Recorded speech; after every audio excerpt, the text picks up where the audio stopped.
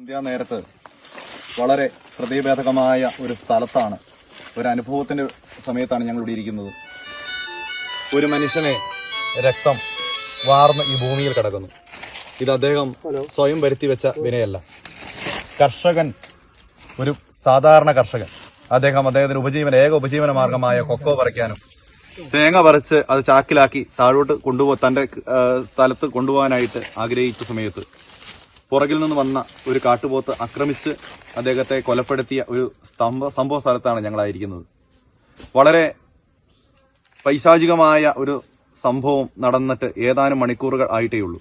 ഇതുവരെയും ഇവിടെ വനംവകുപ്പിന്റെ ഉദ്യോഗസ്ഥരോ മറ്റ് ബന്ധപ്പെട്ട ഉദ്യോഗസ്ഥരോ എത്തിയിട്ടില്ല എന്നുള്ള ഒരു സങ്കടകരമായ അനുഭവം. ആ സമയത്ത് ഇതറിഞ്ഞ ഉടനെ തന്നെ ഒത്തിരി കഷ്ടപ്പെട്ട് 1.5 കിലോമീറ്ററോളം ദൂരത്തേക്ക് നടന്ന്, റോഡിൽ നിന്നും യാത്രാ സൗകര്യമുള്ള സ്ഥലത്ത് 1.5 കിലോമീറ്റർ മുകളിലോട്ട് നടന്ന് ഇവിടെ എത്തിയിരിക്കും ഞങ്ങൾ കണ്ടത് എത്രയോ മണിക്കൂറുകളായിട്ടോ അല്ലെങ്കിൽ കുറച്ച് സമയങ്ങളായിട്ടോ രക്തം വാർന്ന് ഇവിടെ അറിഞ്ഞിട്ട് അദ്ദേഹത്തിന്റെ കരച്ചിൽ കേട്ട് ഓടിയെത്തിയ ആളുകള് യാതൊരു സൗകര്യവുമില്ലാത്ത സ്ഥലത്തൂടെ എടുത്തുകൊണ്ട് താഴോട്ട് പോയി ആശുപത്രി എത്തിക്കുമ്പോഴേക്ക് അദ്ദേഹം മരണപ്പെടുകയാണ്.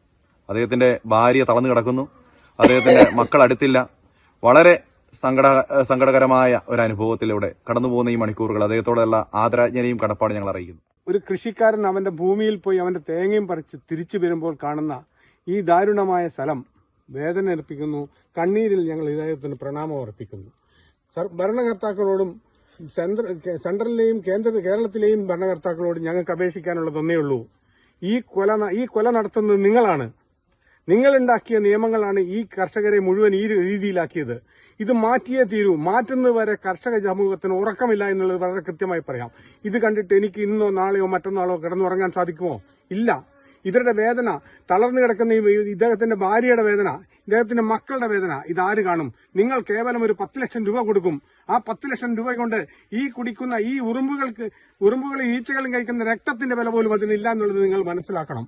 അത്രയും നിഷ്ഠൂരമായി ഇവിടുത്തെ മലയോര കർഷകരെ നശിപ്പിക്കുന്ന ഈ ഭരണകൂടങ്ങളും ഉദ്യോഗസ്ഥ വൃന്ദവും കൃത്യമായിട്ട് ഈ പോത്ത് ഇതിനു മുമ്പ് തന്നെ തൊട്ടുമുകളിൽ നിന്ന് എക്കോ ടൂറിസം സെന്ററിൽ നിന്നും ഒരു സ്ത്രീയെയും കുട്ടിയെയും ഉപദ്രവിച്ചാണ്. എന്നിട്ട് പോലും ഇതിനെ വെടിവെച്ച് കൊല്ലാൻ പറ്റാത്ത ഇവിടുത്തെ കാപാലിക ഭരണം, അതാണ് ഇവിടുത്തെ വനം വകുപ്പ് നടത്തുന്നത്. പ്രതിഷേധിക്കണം നാട്ടുകാരെ, പ്രതിഷേധിച്ചേ പറ്റുള്ളൂ. ഇല്ലെങ്കിൽ നമ്മൾ ഓരോരുത്തരും, ഇന്ന് ഇദ്ദേഹമാണെങ്കിൽ, ഈ അവറാൻ ചേട്ടനാണെങ്കിൽ നാളെ ഞാൻ, മറ്റന്നാൾ നിങ്ങൾ ഓർത്തിരിക്കുക. പ്രതിഷേധിച്ച് മാത്രമേ നമുക്ക് ഇതിനകത്ത് മോചനം എടുക്കാൻ പറ്റുള്ളൂ.